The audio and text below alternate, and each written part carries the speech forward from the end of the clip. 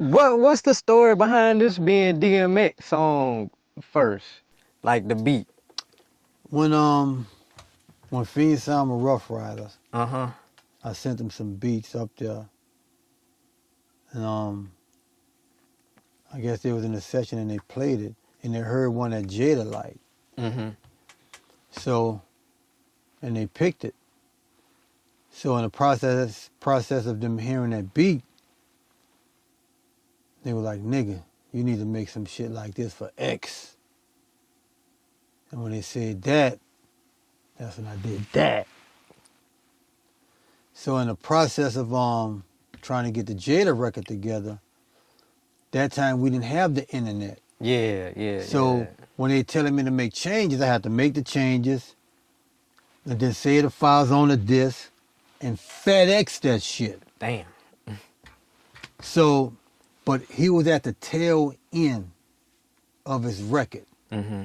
So we tried to get it done, and eventually he had to turn his album in.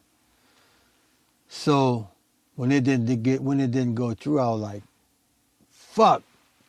So I didn't even send it. I didn't send the beat. So how'd it get to Luda? Luda was on tour. After he dropped his first album, with Fantasy, he was on tour with Outkast. They came to New Orleans. I got a call from him. He said, "Cal, man, I'm in town, man. I want to get with you. You know, working on my album. I want to get some beats from you." So I'm like, cool. So we met. And I gave him a beat CD. You know what I'm saying? And after I gave him the beat CD, he called me the next morning. He said, "Man, this one available." I'm like, "Which one?" He was like, "This one." He played it. Oh, but the thing about it though was after they passed on it, let me rewind back. After they passed on, after I didn't send it for X, that's when Pharrell was popping. I mean, Mystical was dropping his album. So I was like, "Mystical, my nigga, you know, what you think about this one?" But the people from Jive was more like, "Well, he already clicking with Pharrell, so we gonna stay in this lane." Yeah. And that's when, I got with Luda and, the story go from there. So once Luda got it, he called me the next morning on the bus, "Man, I listened to the beats. Is this one open?" He played it. I'm like, "Yeah, it's open." He said, "Nigga, I already got the hook for it." Straight up. So when he finished it, he said, "When I get off this tour, I'm coming down you to record it." So he came by me. We recorded that record in my house. So we came in there, we songed it up. I tracked it out. He laid the hooks. And when he laid the hook, you know what I'm saying, he took it back and wrote his verse. So, but I gave him all the tapes. And he went back, and then he had called me, "Cal." I'm like, "What up, Luda?" He said, "Nigga, I think we need to get Mystical on this bitch." Straight up. And he already wanted to get on it. And it was already supposed to be his record anyway. Yeah.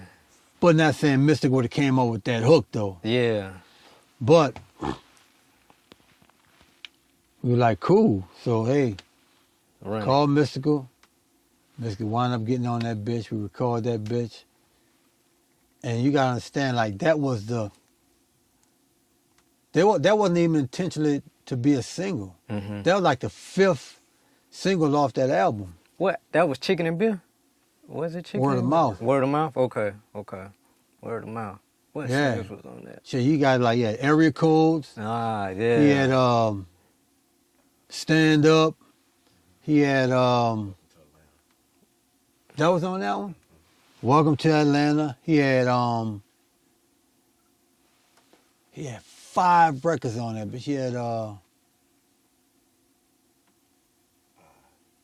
what the one that was Saturday. Yeah. And the one that the Neptunes did. Pharrell did one and the Neptunes did one on there.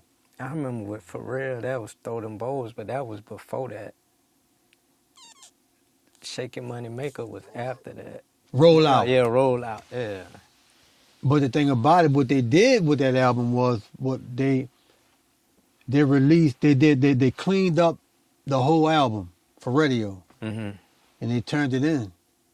And when they turned it into radio, they already had the single, Roll Out, I think was the lead single, if I'm not mistaken. but Move Bitch is sitting right there clean too. Yeah. So they're like, man, fuck that. We playing this bitch.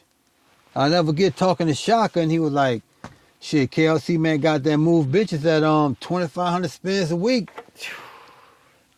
And this was on their first single. And Move Bitch was the 5th. So when they going through all of these records, they're like, man, shit, we can't fucking deny this record. Can't do it. And we gotta rock with this bitch before you know it. So was Shot that the video. Was that your major place? Was that your first major placement outside of North?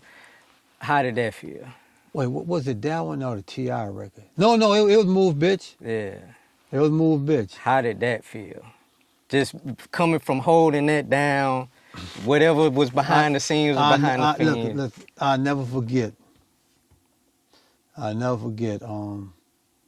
partner of mine, an engineer, called me from New York.